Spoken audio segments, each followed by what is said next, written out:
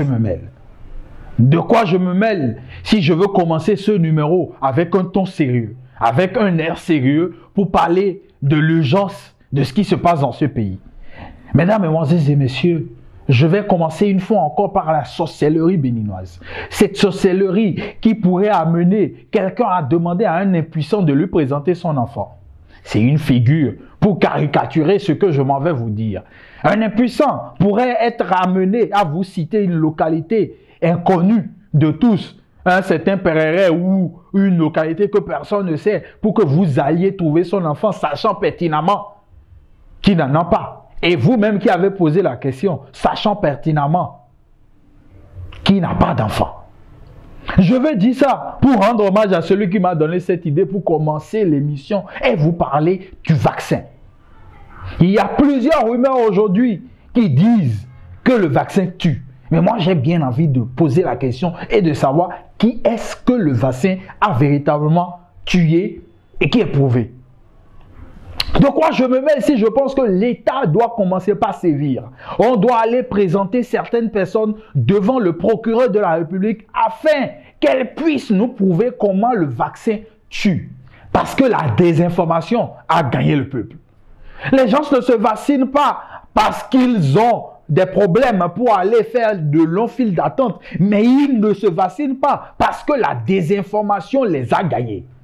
Et ce qui est dangereux, la désinformation a gagné les intellos. Ceux-là qui sont censés expliquer aux analphabètes l'urgence du mal et l'importance d'aller se faire vacciner. Ces mêmes intellos aujourd'hui se trouvent être les véhicules de la désinformation. Et j'aimerais inviter le gouvernement de son excellence Atta Yewé à prendre le taureau par les cornes, à axer son programme de vaccination sur une communication accentuée, comme on l'a observé au début et au départ de cette pandémie, où on est impliqué plusieurs autres composantes, notamment les artistes ou les personnalités au visage phare, parce que ça ne va pas. De quoi je me mêle si finalement le gouvernement a pris ses responsabilités lors du dernier conseil des ministres en clarifiant sa décision? Parce que le week-end qui a suivi le mercredi de la première prise de décision, chez moi par exemple à Porto Novo, on a joué des tournois où il y avait de la masse. Il y a eu des moments où les gens ont célébré à travers des événements festifs. Agor était vexé. Plein partout. Et je me dis, à quel moment certaines de nos autorités se trouvent être responsables? Une décision gouvernementale. Et vous avez dû attendre des jours et vous avez même autorisé des manifestations comme à Gor. Alors que le mal est en train de tuer.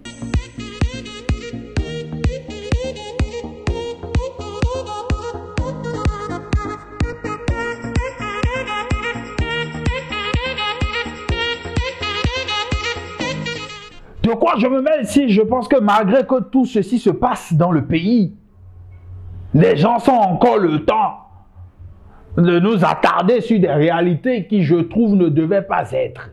C'est une fois encore Tata Andjé qui a fait le tout avec sa vidéo où elle mettait en exergue son mécontentement ou ses sauts d'humeur.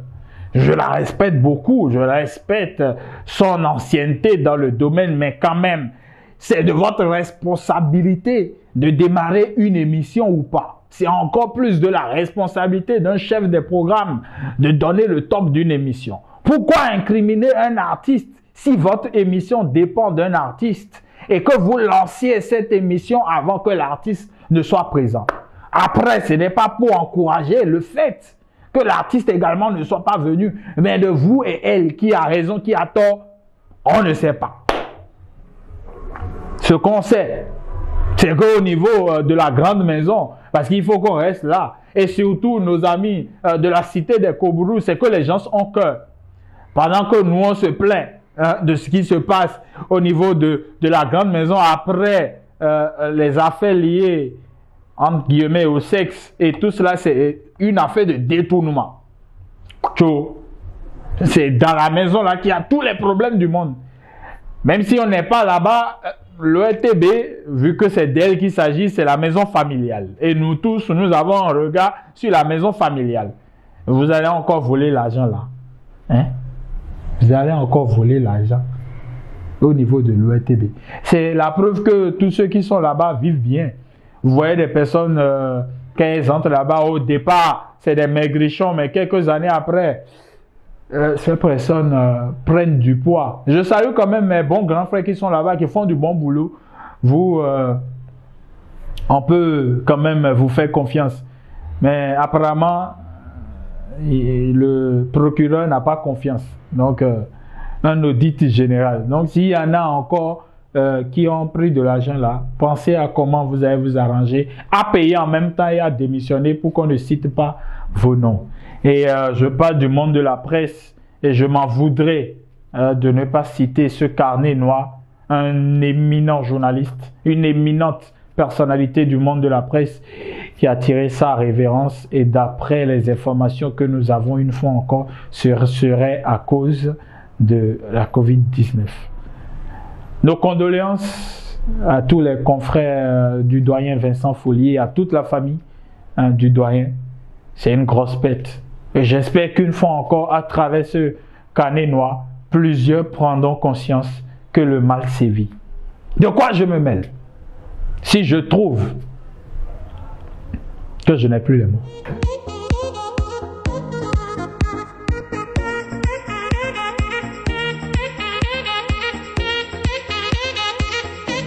De quoi je me mêle si dans ces conditions, on a quand même des notes satisfaisantes qui devraient nous amener à être heureux.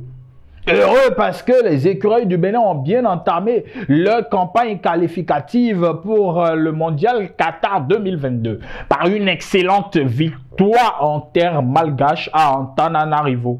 Au niveau de ce nouveau stade inauguré fraîchement pour accueillir les écureuils, on a même invité le célébrissime numéro 9 camerounais Samuel Eto'o. Mais malheureusement, les écureuils ont gâché la fête inaugurale de ce nouveau stade des Malgaches par un excellent but de la tête de Steve Mounier. Et heureusement que pour cette fois-ci, les gens ne vont pas s'en prendre à lui parce que la plupart du temps, on a comme l'impression que c'est lui le poisseux ou c'est lui qui n'est pas un bon attaquant. Mais la vérité, c'est qu'on a des excentrés et des latéraux d'un niveau exécrable. Parce qu'ils sont incapables de trouver la tête d'un monsieur qui est bien élancé et qui pourrait nous envoyer chaque fois le ballon au fond des filets. Mais cette victoire, j'ai comme l'impression que certains pensent déjà que nous sommes en terre qatari. Mais non, ne nous trompons pas, ce n'est que le début. Le prochain match, c'est lundi, ici au stade Général Mathieu Kérékou, à partir de 14h, où on doit recevoir cette équipe de la République démocratique du Congo. Les écureuils auront fort à faire. Parce qu'en face, il y aura une équipe plus athlétique et plus technique que celle que nous avons rencontrée. Donc, rien n'est encore gagné. Bien au contraire, c'est maintenant que le plus dur commence. Parce que toutes les équipes voudront nous battre désormais pour se refaire une bonne santé et aller en terre qatari. J'en perds mon latin, en terre qatari. Dames et messieurs, c'est le moment où il faut quand même notifier qu'ils sont à féliciter ces écureuils parce qu'ils n'étaient pas en odeur de sainteté avec le peuple béninois, mais ils ont su se réconcilier. C'est important. Et parlons de réconciliation, je pense que son excellence Atta Yahweh doit permettre à certaines personnes de se réconcilier avec le droit chemin. Eh oui, le droit chemin. Et le droit chemin, c'est quoi? Que chacun puisse faire ce qu'il a à faire convenablement. Oui. Et plusieurs questions nous nous posons sur l'avenir en ces moments assez difficiles que j'ai bien envie d'inviter son excellence Atta Yahweh à penser aux différents acteurs. Et j'aimerais quand même saluer les acteurs du milieu culturel qui souffrent énormément, les artistes en passant, les promoteurs d'événements et tout cela. On est ensemble, vous aussi, vous êtes des nôtres. De quoi je me mêle? Si je suis arrivé au moment où je dois vous dire que... Et quoi?